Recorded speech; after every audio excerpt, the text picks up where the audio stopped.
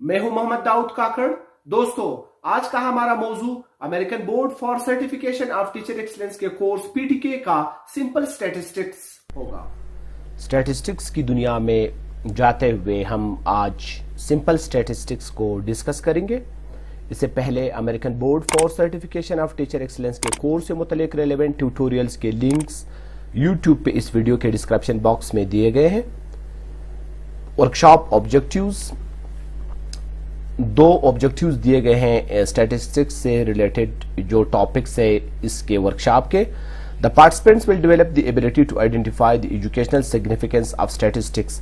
Participants इस workshop के through ये एबिलिटी डेवलप कर पाएंगे कि वो तालीमी अहमियत को समझ जाए स्टैटिस्टिक्स की। Number 2, they will also develop the ability to interpret and apply useful statistics for the classroom. वो ये एबिलिटी भी डेवलप कर जाएंगे कि वो इंटरप्रेट करे और लागू करे वो स्टैटिस्टिक्स जिनका क्लासरूम की हद तक निफाज मुफीद होता है। इसके बाद लेसन ऑब्जेक्टिव्स को देखते हैं जो कि आज के स्पेसिफिक लेसन के ऑब्जेक्टिव्स हैं। This lesson introduces simple statistics knowledge for everyday use and the necessary mathematical explanations related to. आज का लेसन वो सिंपल स्टैटिस्टिकल नॉलेज पे बेस्ड है जिनका क्लासरूम में रोजमर्रा इस्तेमाल से ताल्लुक है और अहम मैथमेटिकल एक्सप्लेनेशंस इसमें इंक्लूडेड है। इनमें जो चीजें हैं वो data tables, ordered arrays, ranges, percentiles, quartiles, frequency distributions, histograms और नॉर्मल कर्व्स, ये आज के हमारे फोकस्ड 8 किस्म के स्टैटिस्टिक्स होंगे। सबसे पहले डेटा टेबल्स को देखते हैं।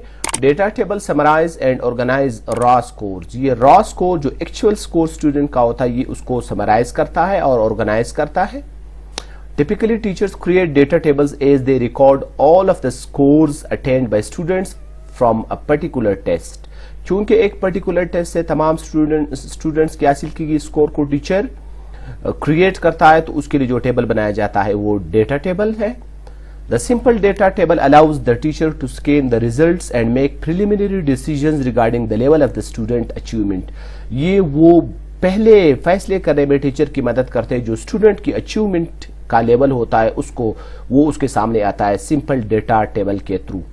यहाँ पे आप सिंपल डेटा टेबल देख रहे हैं जिसमें एक तरफ स्टूडेंट नंबर है और फिर रॉ स्कोर है।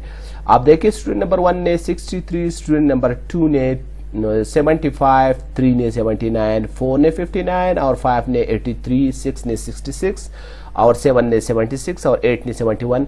एक रॉ जो एक्चुअल स्कोर है स्टूडेंट की नंबर के हिसाब से डेटा टेबल तरतीब दिया गया है। इसके बाद ऑर्डर्ड एरे को देखते हैं कि ये क्या होता है।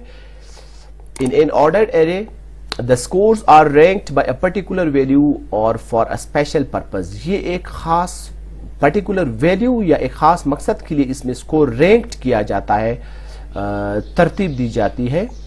For example ranking the score from highest to lowest. मिसाल के तौर पर हाइस्ट से लोएस्ट की तरफ सबसे ज्यादा हासिल करने वाले स्कोर और फिर लास्ट में सबसे कम हासिल करने वाले स्कोर के students. It is useful for gaining further understanding of how well the students performed on the assessment.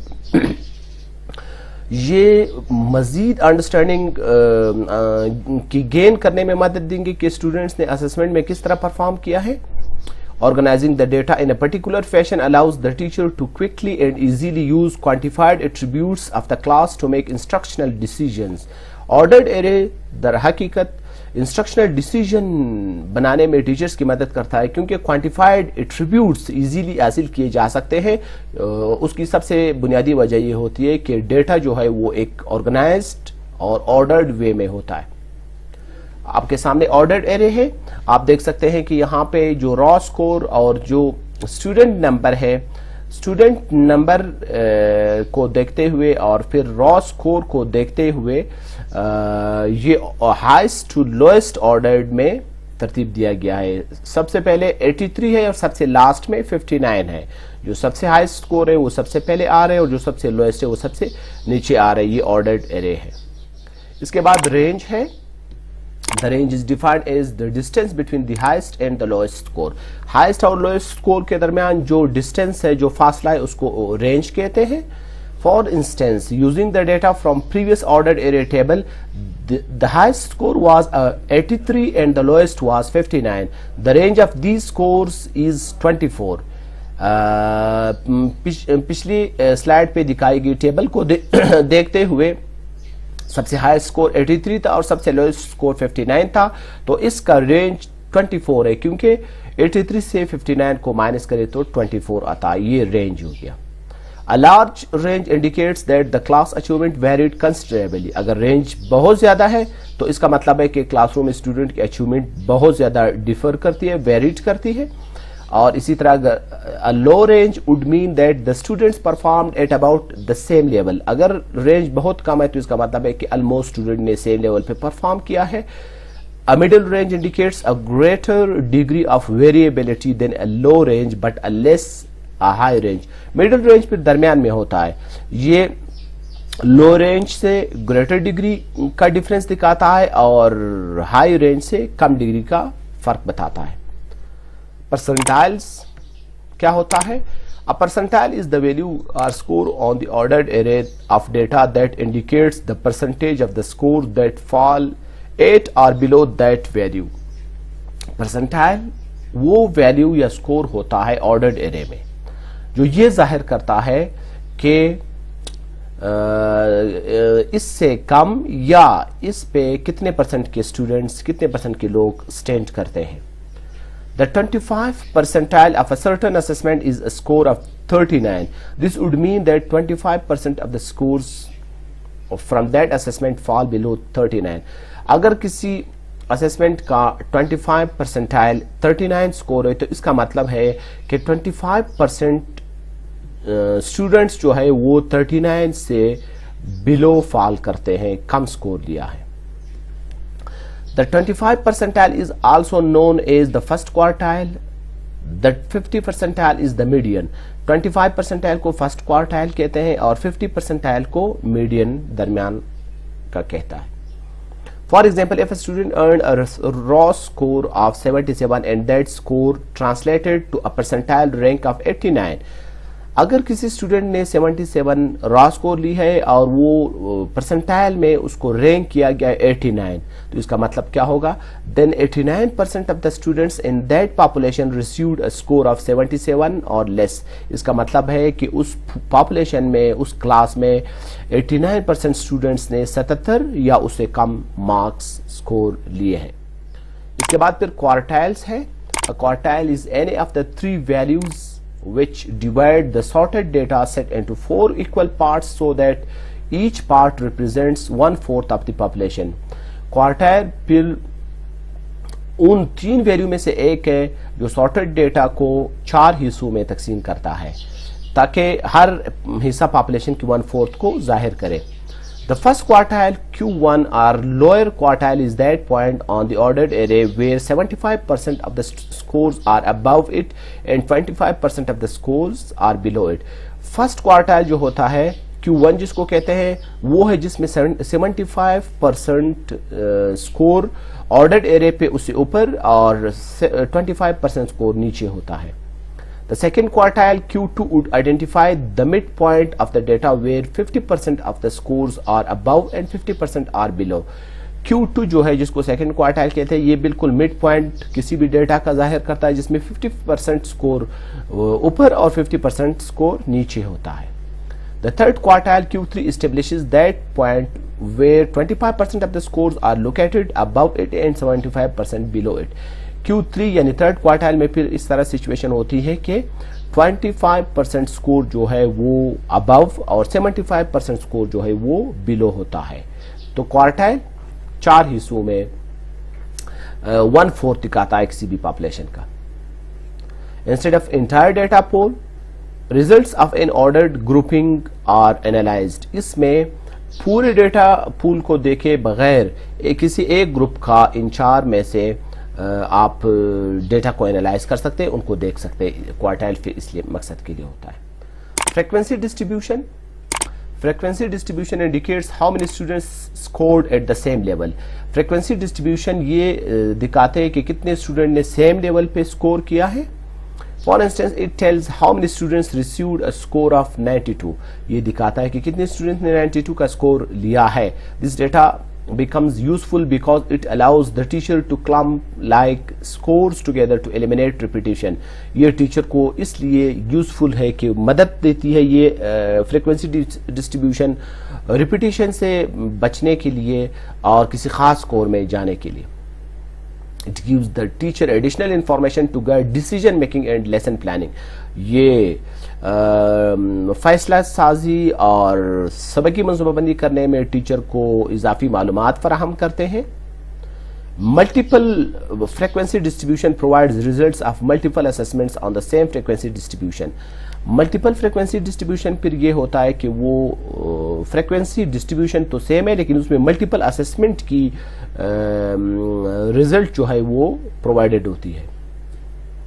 Frequency distribution यहाँ पे आपके सामने है. स्टूडेंट स्कोर और फिर फ्रीक्वेंसी है.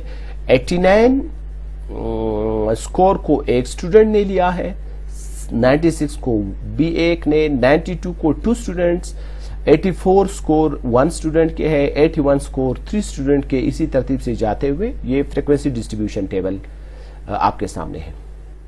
Histogram. A histogram is connected bar graph of the data. ये data का connected bar graph होता है.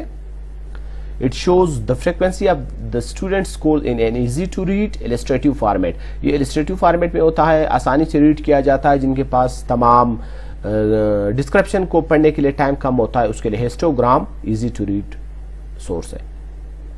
A drawback to the use of a histogram is the lack of actual student data.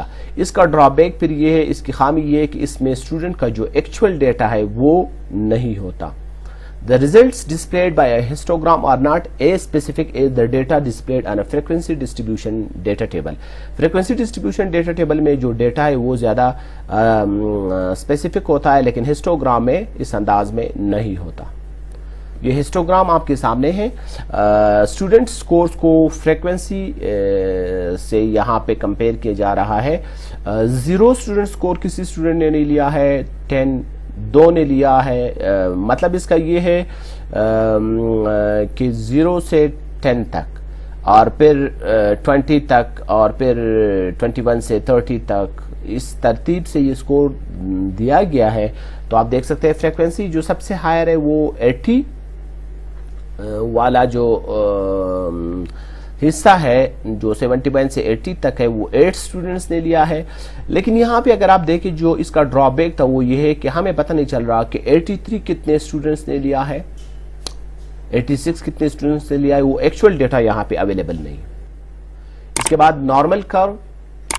The graphic of real data or a normal distribution data consistently produced this characteristic bell shaped curve. अगर normal distribution है तो फिर bell shaped curve जो है वो बनती है.